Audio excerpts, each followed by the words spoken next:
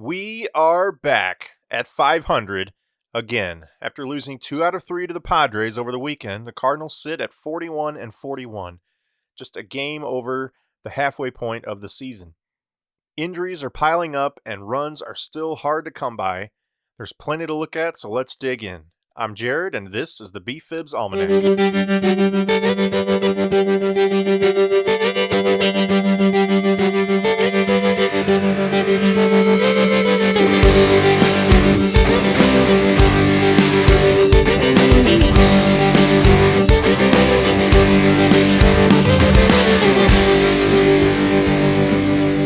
All right, like we said, the Cardinals went to San Diego for the first part of their West Coast road trip and lost 2 out of 3. They dropped the Friday and Saturday games before coming back to win Sunday in extra innings. Going into this series, San Diego was 40-40, while St. Louis was 40-39. So very evenly matched teams on paper anyway, as far as their records go.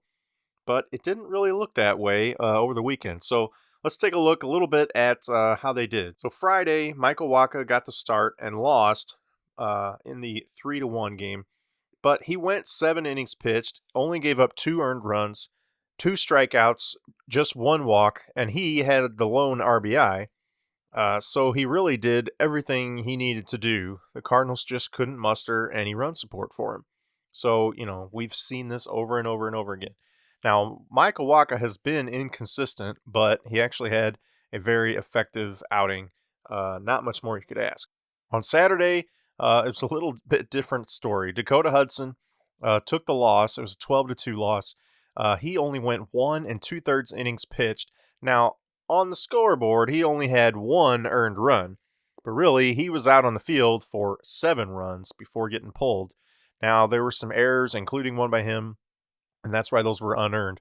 But you still can't give up a 7 spot in 1 inning. He gave up all those runs in the second inning. So, not a good outing by him. Now, he's been one of our most effective starting pitchers recently, so, you hate to get too down on him. But, man, you just can't go out and give up 7 runs, unearned or not. That can't happen. He did have 2 strikeouts in those 1 2/3 innings and 1 walk. So not an effective start for him. Now, Daniel Ponce de Leon did come in relief and was okay. He actually, I don't know if it was a record, but they definitely pointed it out. He had 9 strikeouts over, I want to say, 4 or 5 innings. But he did give up, I think, 4 runs. I actually didn't look up his pitching line, but it wasn't like he just came in and mowed him down when he was getting those 9 strikeouts. So, he pitched okay and he got put in a tough spot, came in before he was probably prepared to. But, yeah, just an ugly outing. And again, no run support. We only scored 2 runs on the game. Sunday was a little bit different. Miles Mikolas pitched 6 innings, 8 hits, which you don't like to see, but did give up 3 earned runs on a couple home runs. But only, 4 strikeouts and 1 walk.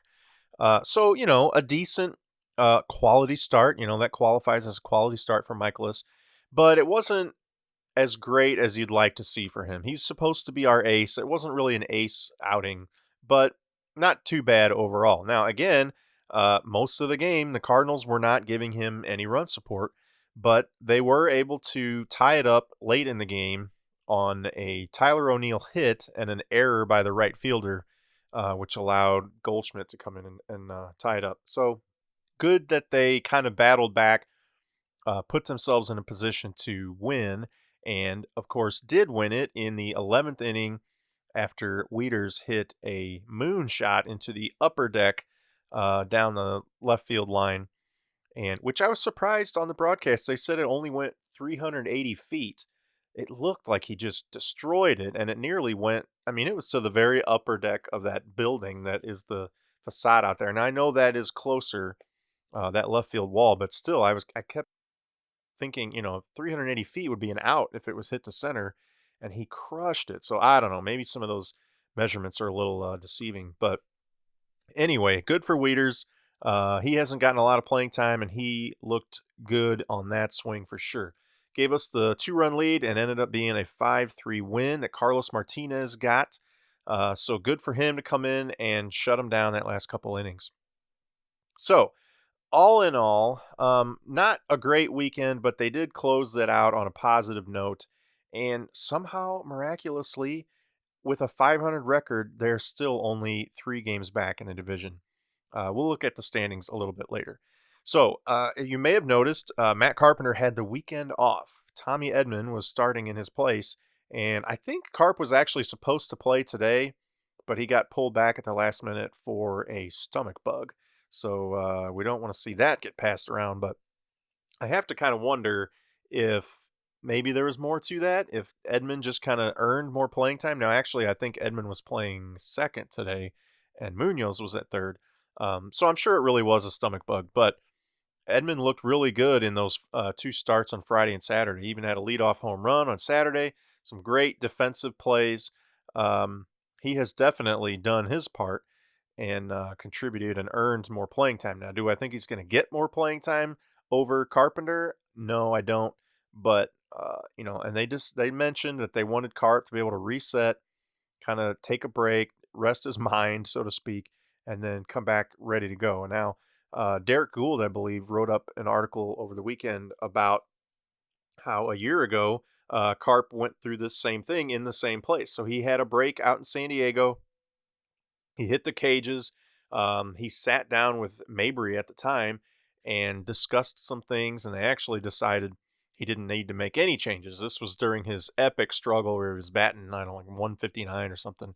And they determined through looking at the analysis that his swing was good, the ball was coming out strong, and he just needed to keep doing what he was doing, and eventually he would rebound. I'm not sure if that's the best advice, but it worked, and he came back with what looked like MVP caliber numbers most of the rest of the season. He did tail off a little at the end, but he figured it out. Well, that was a year ago in San Diego, so they gave him the weekend off again, and hopefully he can come back recharged and on fire and doing his job, which is leading off the ball club, and he has not been doing that very well. So hopefully he can turn that around.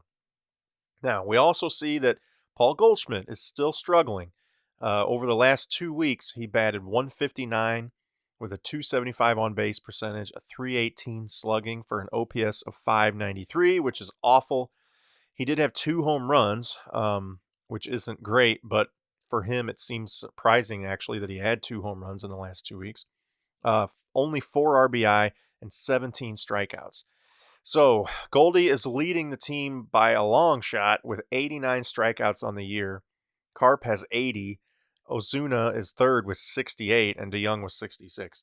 So there's a big gap between Carp and Goldschmidt's strikeout totals and the rest of the team. And, that's a huge reason why the Cardinals are not playing better. Two of our best hitters are striking out at an alarming rate, and they're not doing a lot of damage when they aren't striking out. So, here we are in July, and Goldschmidt hasn't really got it figured out yet.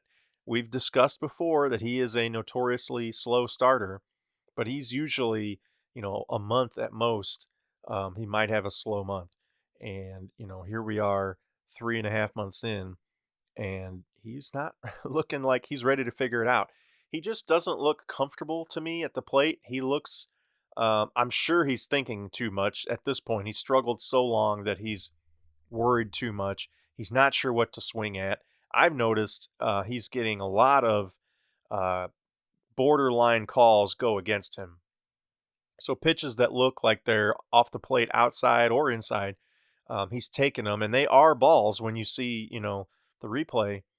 But they're getting called strikes, and now he's behind in the count, and now he's not sure what he needs to swing at, and then he has to swing at something close, and it's not a good way to hit when you're behind in the count like that and you're unsure of yourself. And that to me is what I see is he just looks unsure of himself at the plate. So, and we've discussed his swing seems to be fixed in a very narrow range. He's not able to go up and get, an up and away fastball or go down and get a down and in fastball. He's definitely not adjusting to the off speed stuff. So, I don't know. I guess I think he's going to figure it out because he historically has throughout his career. But as these power hitters age, they tend to drop off fast, and I hope that's not what we're seeing.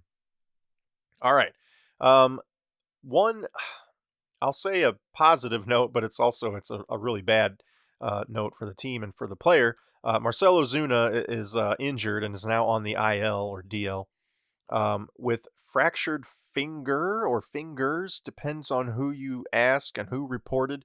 At one point, they were saying it was his third and fourth fingers, and then I heard it was his second finger. Um, so I don't know.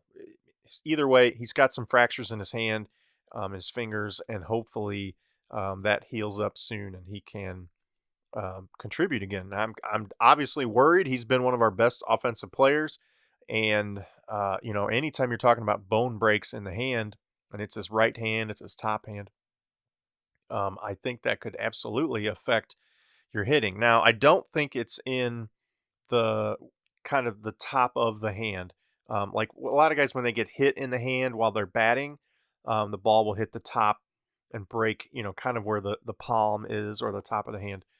This is more in the fingers, and I don't actually know if that's better. It seems like it would be better, like it might heal up quicker and potentially have less effect on the strength of his hand. But at the same time, I mean, your fingers are definitely important to your strength, your hand strength.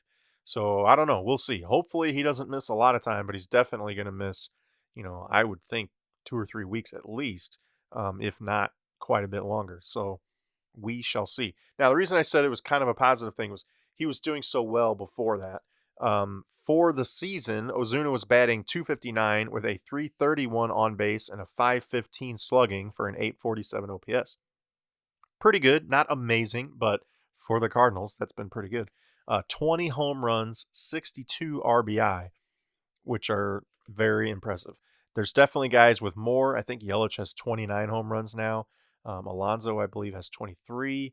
And then it kind of drops off after that. But he's definitely up there in home run totals. I think he's leading in RBI, or he was a couple games ago. So he's definitely doing his part. Now, he's only got a 1.6 WAR, which I was a little surprised by, particularly when I looked up some other players. Part of that is his defense. So he's actually a negative WAR on defense, which, again, I was a little surprised. He's only got 2 errors. But, I'm sure his zone rating's probably not that great. He's not covering as much ground as some guys do. He definitely doesn't have that cannon arm that's, throwing guys out very often.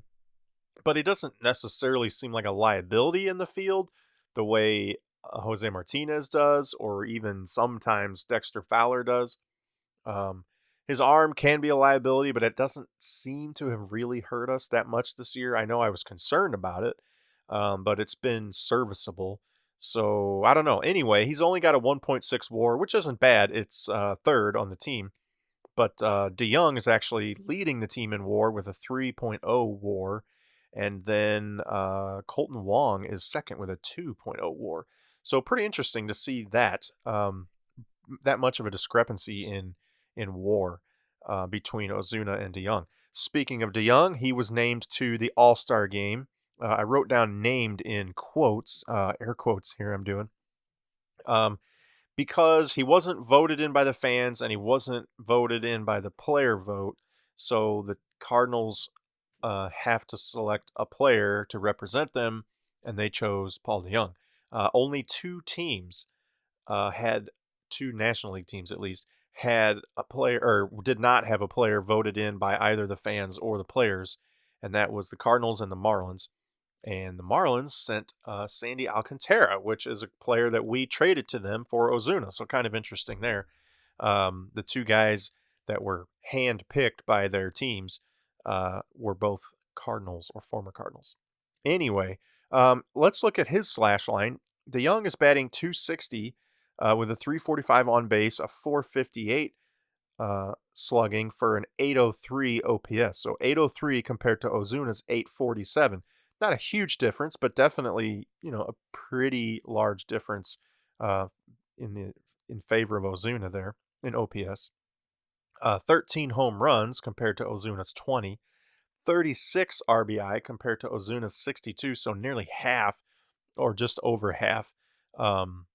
the RBIs, yet a 3.0 WAR. Now, he does have 3 errors compared to Ozuna's 2, but obviously I would think a lot more opportunities. He's got a lot more assists, a lot more putouts.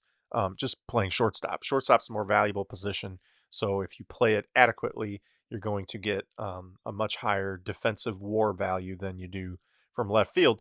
But that being said, DeJong has played very well at shortstop. I think he's one of the best in the league.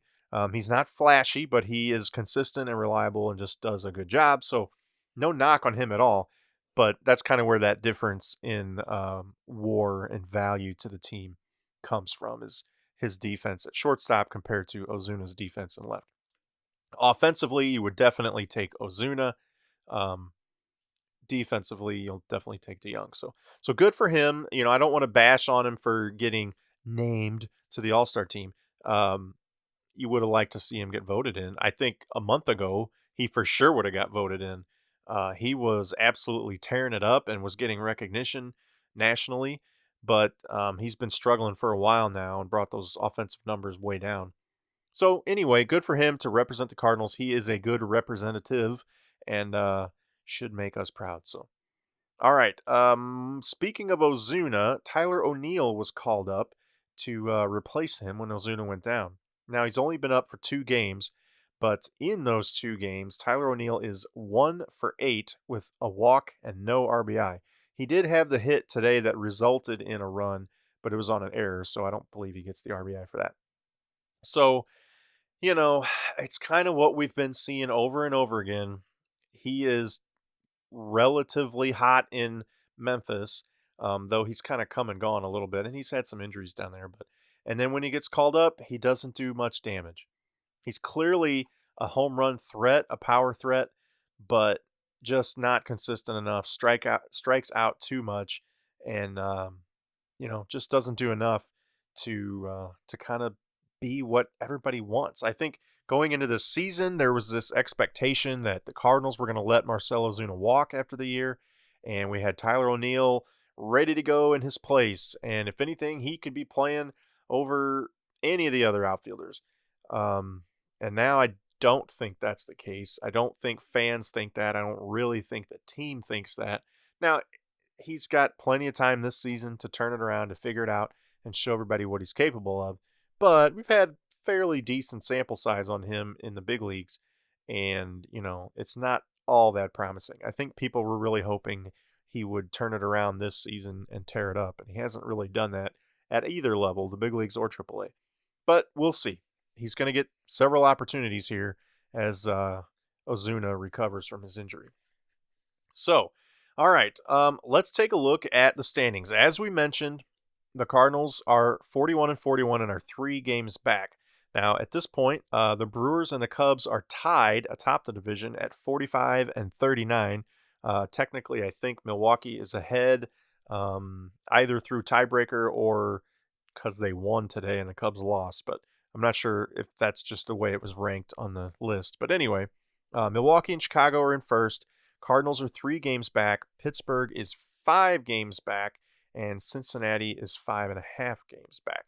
So, again, it's all pretty neck and neck. I mean, if the Cardinals sweep their next series and the Brewers get swept, the Cards are in first place all of a sudden. I mean, it's crazy to think that they're that close, having played as poorly as they have. Now, I did see, I think before the San Diego series, the Cardinals had only lost 2 series in the month of June. We've said how awful this month has been. But now I guess counting this series, because they lost 2 out of 3, they've now lost 3 series. So that does sound a little worse. But yeah, I think we feel like they haven't won a series in the month of June, yet they have only lost 3. So, it hasn't been quite as bad as it seems, but I think it just feels worse because when they're losing, it's because they're not scoring any runs and they just don't look good doing it. They don't look competent at the plate. And so even when they do scratch out a win like today, it doesn't really feel like a good win, So I don't know. We'll see. It seems like they can only go up from here. They can't get much worse. But will they? That's the question. They've got the pieces in place. but it's going to take several guys playing a whole lot better, mostly offensively. Defense has been pretty solid. As we discussed before, their base running's been good. Starting pitching overall has been decent. I mean, besides the Dakota Hudson outing, starting pitching was pretty good over the weekend, and it really has been for a few weeks now. The bullpen's been a little sketchy here and there, but it's really just, I mean, as soon as we give up 1 home run or 2 home runs, it feels like the game's out of reach. Like, oh, it's over. We're not going to, unless we win 1-0, we're not going to win. That's how it feels anyway. So it is a little alarming, the number of home runs. It's irritating to me that I keep seeing so many highlights of so many players on so many other teams of guys just squaring the ball up and hitting it hard, hitting it out, hitting it for extra bases, knocking in runs. And I just feel like the Cardinals never square anything up. A lot of bloop hits. Carp had the triple or whatever the other night, and it should have been an out. The guy fell to his butt and missed catching it. It should have been caught for sure. So it's just like nobody's hitting it hard enough to hit it out. Wieters did today, but apparently it only went 380 feet. So, I don't know. But, all right, before the All-Star game, they are going to finish up this road trip with a 3-game series at Seattle, who is 37-51, and 3 games at San Francisco, who is 36-47. So definitely teams that are struggling more than the Cardinals. Not a whole lot more. They've only got a few less wins than we do. But they are last place teams in their respective divisions. And so the Cardinals should be able to beat up on them. But at this point, who knows? I don't trust the offense to be able to put up any runs on anybody. So, it's really going to come down to, can our pitching shut down the other team long enough for us to scratch out a few runs? I think they will, but you just never know with this team. So now 6 games, then you got the All-Star break. Most of the guys are going to get a true rest, hopefully refresh, and come out ready to go in the second half. But we've got a few games before that. So let's keep our eye on the scoreboard, keep our eye on the standings. Let's hope the Cubs and Brewers don't pull away and the Cardinals can catch up and jump into that first place spot in the division. All right, that's all I've got. Just kind of a little recap on the weekend, talking about some injuries, talking about the offense struggling yet again, and the Cardinals are back at 500. I appreciate you listening. Feel free to get a hold of the show anytime on social media or email, BFIBs Almanac and bfibsalmanac@gmail.com. You can get us on Instagram and Twitter and YouTube and Gmail, all that stuff. You can comment and like the podcast. I hope you're subscribing using your favorite podcast app. And again, I appreciate it. As usual, I'm Jared, and this is the BFIBs Almanac.